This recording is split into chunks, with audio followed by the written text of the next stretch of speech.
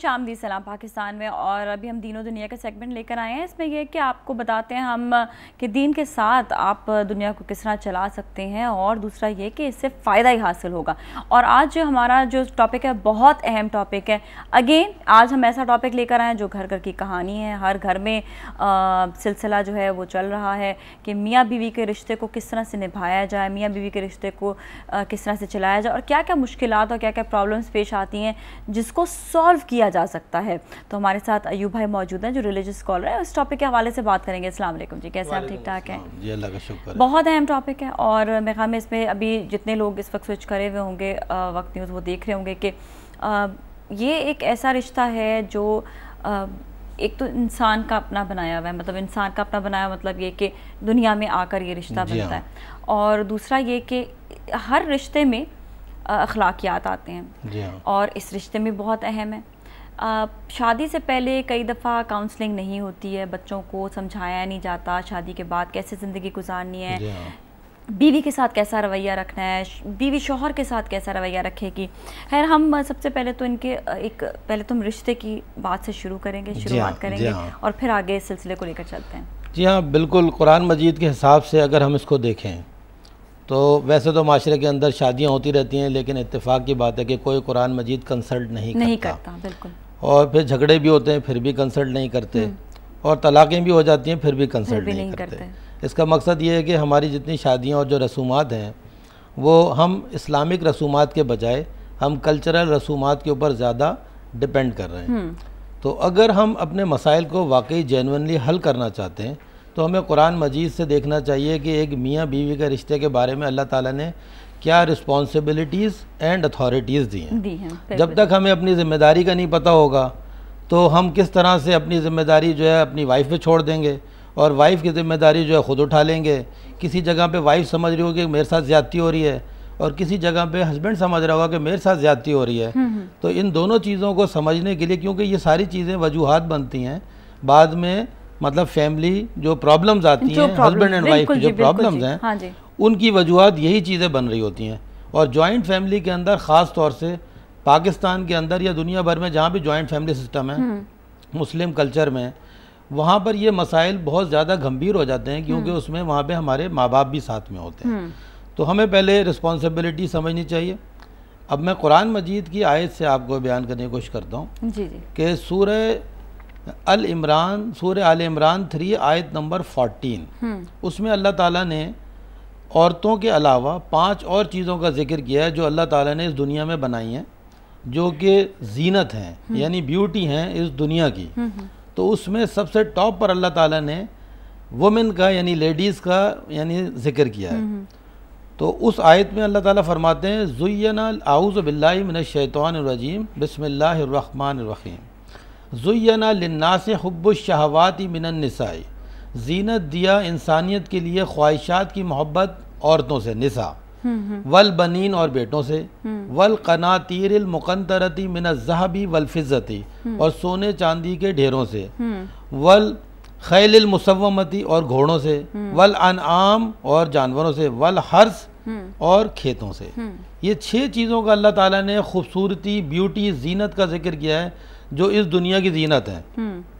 तो इसमें आप देखें टॉप पर अल्लाह ताला ने जो बात की है, ज़ुय्यना लिन्नासी हुब्बुश शहवाति मिनन निसा, औरतों से जो है ख्वाहिशात की मोहब्बत जो है अल्लाह ने उसको जीनत दिया, ये टॉप पर है। अब देखें एक मर्द शादी क्यों करता है, इसलिए क्योंकि अल्लाह ताला ने औरत को जीनत बनाया है। बिल्कुल जी। और वो ये चाहता है कि ये जीनत जो है मैं अपने घर में ले आऊँ, और वो उसका जो सोल पर्पज़ होता है शादी का, वो सिर्फ़ और सिर्फ अपना जो इसके अंदर एक मादा अल्लाह ताला ने दिया है मोहब्बत का, यानी फेमिनिन के साथ, उसको पूरा करने के लिए, उस पेयरिंग को, उसकी ख्वाहिशात जो होती हैं उसकी वजह से, वो देखें आप जब लड़की को शादी करता है तो उसके ऊपर बाकायदा खर्च करता है, और बड़ी ही समझ ले खुशियों के साथ वो लड़की उस घर में आती है, क्योंकि वो उस लड़के की ख्वाहिशात के मुताबिक आ रही होती है। बिल्कुल जी। अच्छा, हम इस बात को कंटिन्यू करें कॉलर से बात करने के बाद। पहले अगर आप बात कंप्लीट हो ना थोड़ा सा, फिर कॉलर आए तो बहुत अच्छा ना हो कि कोई मजबूर हो तो फिर आप बात कीजिए। हेलो जी, अस्सलाम वालेकुम। हेलो सईदा जी, अच्छा जी, ड्रॉप हो गई। अच्छा, जो भी कॉलर है प्लीज़ उनको बोलें कि 5-10 मिनट हम ज़रा इसको जो है सब्जेक्ट को ले जाएं, फिर आप हमें कॉल करें, ठीक है? Thank you so much. Okay जी।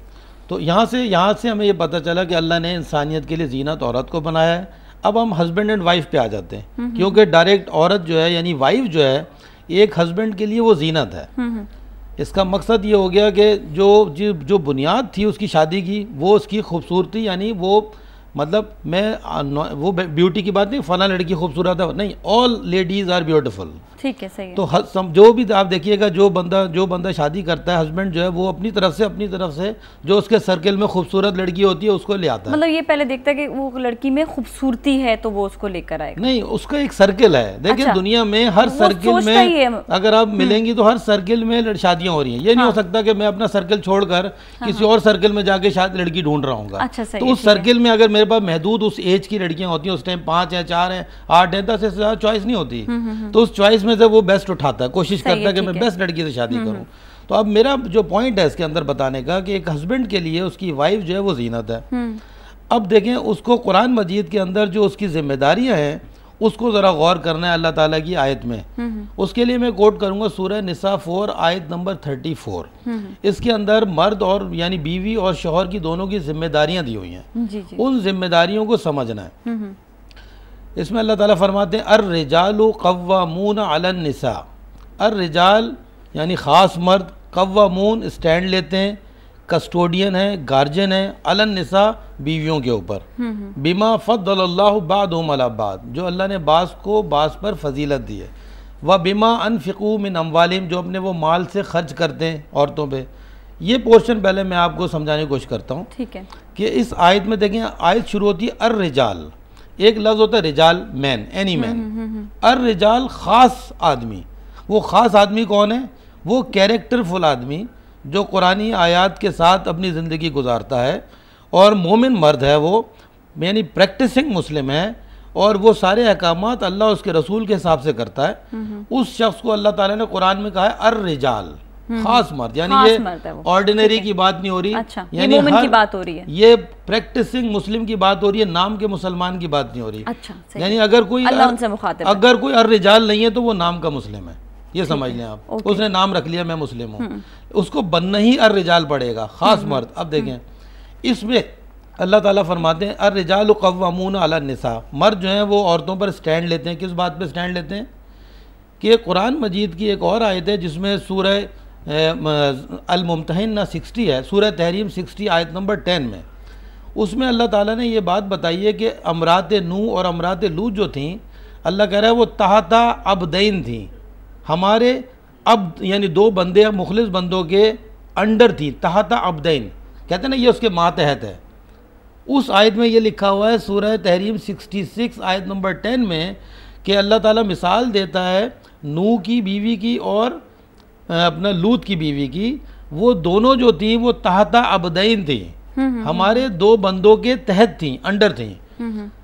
और वहाँ लिखा है कि अब मर्द जो है कव्वामून है ऊपर औरतों के, यानी इसका मतलब हो गया कि लेडीज़ जो हैं यानी वाइफ्स जो हैं, जब हस्बैंड उसको लेकर आ रहा है तो उसके जहन में ये होना चाहिए कि मैंने इसको जीनत बना के लेकर आ रहा हूँ, इसकी केयर वैसे ही करनी है, केयर प्रोटेक्शन, और she is under the husband. यानी हस्बैंड के मशावरत से वो अपनी ज़िंदगी गुजारेगी और हस्बैंड उसको एज ए सबऑर्डिनेट जिसे कहते हैं, क्योंकि जो तहत वर्ड है वो मातहत में आता है। अच्छा, ये जो आपने बताया कि ये मोमिन का, ये आयत सिर्फ मोमिन के लिए है या सब के लिए होगी? ये आयत पूरी इंसानियत के मर्दों के लिए है और हर पूरी इंसानियत के मर्दों को ईमान लेकर आना है और ईमान लाने के बाद ऐसा मर्द बनना है, ऐसा मर्द रोल मॉडल है ये। अब क्या हुआ, इस आयत में ये बात लिखी हुई थी कि कव्वामून अलल निसा, और मैंने एक आयत आपको बता दी 60 सूरत और 66 सूरत की 10 नंबर आयत तहता अबदैन। अब ये वर्ड मैं तहता बार बार क्यों इस्तेमाल कर रहा हूँ? क्योंकि हमारे माशरे के अंदर ये कन्फ्यूजन है जिसकी वजह से भी मियाँ बीवी में झगड़े होते हैं कि वो बराबरी की जो एक बात चलती है दुनिया के अंदर, वो बराबरी को वो समझ नहीं रहे बात को। लेडीज़ की लेडीज़ से बराबरी तो हो सकती है। अच्छा, ये बराबरी की बात जरा मेरे ख्याल में लंबा सब्जेक्ट होगा, हम इसको एक साथ ही कंटिन्यू, मैं छोटा सा करता हूँ इसको। अच्छा, क्योंकि हम चाहते हैं ब्रेक के बाद अगर इसको, क्योंकि ये अहम चीज़ है, क्योंकि यहाँ पे जब बराबरी की बात होती है तो हम कुरान के जरिए जानते हैं वो बराबरी है क्या।